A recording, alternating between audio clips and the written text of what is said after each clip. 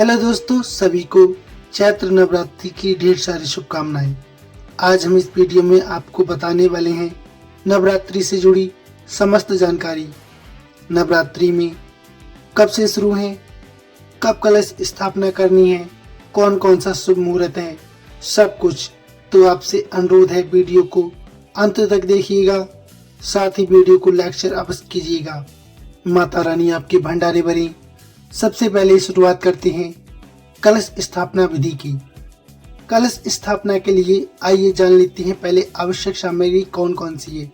जौ बोने के लिए मिट्टी का पात्र, साफ मिट्टी, मिट्टी का एक छोटा सा घड़ा, कलश को ढकने के लिए एक मिट्टी का ढक्कन, गंगा जल, सुपारी, 1 या 2 रुपए का सिक्का, आम की पत्तियां, अक्षत या कच्चे चावल, मोली, कलावा, रक्षा सूत्र, जौ, इत्र, फूल और फूल माला, नारियल, लाल कपड़ा, लाल चुन्नी, दूर्वा घास इत्यादि। अब आपको क्या करना है, आइए शुरू करते हैं। नवरात्रि में कलश स्थापना देवी देवताओं के आह्वान से पूर्व की जाती है। कलश स्थापना करने से पूर्व आपको कलश को तैयार करना होगा, जिसकी संपूर्ण विधि हम आपको बता रहे हैं। सबसे पहले मिट्टी के बड़े पात्र में थोड़ी सी मिट्टी डाल लें और उसमें ज्वार के बीज डाल दें। अब इस पात्र में दोबारा थोड़ी मिट्टी डालें और फिर बीज डालें। उसके बाद सारी मिट्टी पात्र में डाल दें और फिर थोड़े से ज्वारे डालकर जल डालें। ध्यान रहे, इन बीजों के पात्र में इस तरह से लगाएं कि उगने पर ये ऊपर की तरफ उगे, यानी बीजों को खड़ी अवस्था में लगाएं और ऊपर वाली लेयर में बीज अवश्य डालें। अब कलश और उस पात्र की गर्दन पर मौली बांध दें, साथ ही तिलक लगाएं। इसके बाद कलश में गंगा जल भर दें। इस जल में सुपारी, इत्र, दूर्वा घास, अक्षत और सिक्का भी डाल दें। अब इस कलश में किनारों पर 5 अशोक के पत्ते रखें और कलश को ढक्कन से ढक दें। अब एक नारियल लें और उस पर लाल कपड़े या लाल चुन्नी में लपेट लें। चुन्नी के साथ उसमें कुछ पैसे भी रख दें। इसके बाद इस नारियल और चुन्नी को रक्षा सूत्र से बांध दें।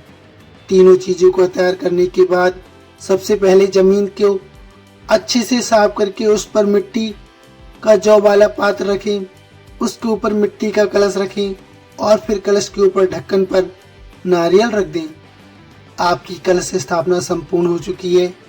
इसके बाद सभी देवी देवताओं का आह्वान करके विधिवत नवरात्रि पूजन करें। इस कलश को आपको 9 दिनों तक मंदिर में ही रख देना होगा।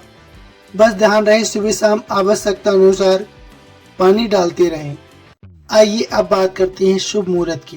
हिंदू पंचांग के अनुसार इस वर्ष चैत्र शुक्ल प्रतिपदा तिथि 19 मार्च को सुबह 6:52 पर शुरू होगी। 20 मार्च को सुबह 4:52 पर इसका समापन होगा। ऐसे में चैत्र नवरात्र की शुरुआत 19 मार्च से ही होगी। फिर 27 मार्च को नवमी का कन्या पूजन होगा। इस तरह देखा जाए तो इस साल नवरात्र पूरे 9 दिन के ही रहने वाले हैं। इसमें एक भी दिन घट या बढ़ नहीं रहा है। सभी तिथियां क्रम में आएंगी और आप हर दिन देवी के अलग अलग स्वरूप की पूजा कर पाएंगे। आइए अब जानते हैं घट स्थापना का शुभ मुहूर्त। नवरात्र की शुरुआत घट स्थापना से की जाती है। चैत्र शुक्ल प्रतिपदा तिथि यानी पहले दिन कलश स्थापना की जाती है, जिसकी विधि हम आपको बता चुके हैं। और शुभ मुहूर्त रहने वाला है सुबह 6:52 से लेकर सुबह 7:53 तक।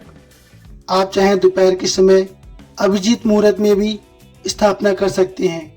उसका समय है 12:05 से लेकर 12:53 के बीच। आइए अब जान लेते हैं 9 दिन नवरात्रि में माता रानी को कौन कौन सी चीज का भोग लगाएं और कौन से वस्त्र धारण करें। नवरात्रि के पहले दिन माता शैलपुत्री को समर्पित है। पहले दिन सफेद रंग के वस्त्र पहनकर माता रानी को दूध और चावल की बनी खीर अर्पित करें। ये दिन मानसिक शक्ति बढ़ाने के लिए विशेष शुभ माना जाता है। दूसरा दिन माता ब्रह्मचारिणी की पूजा का है। इस दिन साधक को लाल रंग के कपड़े पहनकर शक्कर से बनी मिठाई अर्पित करनी चाहिए। ब्रह्मचारिणी माता की कृपा से मानसिक शांति और आध्यात्मिक विकास होता है। तीसरे दिन माता चंद्रघंटा की पूजा की जाती है। इस दिन नीले रंग के वस्त्र पहनकर दूध से बनी चीजों का भोग अर्पित करें। चंद्रघंटा माता शत्रुओं से रक्षा करती हैं और जीवन में साहस, निडरता का संचार करती हैं। चौथे दिन मां कुष्मांडा की पूजा की जाती है। इस दिन पीले रंग के कपड़े पहनकर माता रानी को मालपुआ अर्पित करें। कुष्मांडा माता की कृपा से जीवन में स्वास्थ्य और सकारात्मक ऊर्जा का प्रभाव होता है।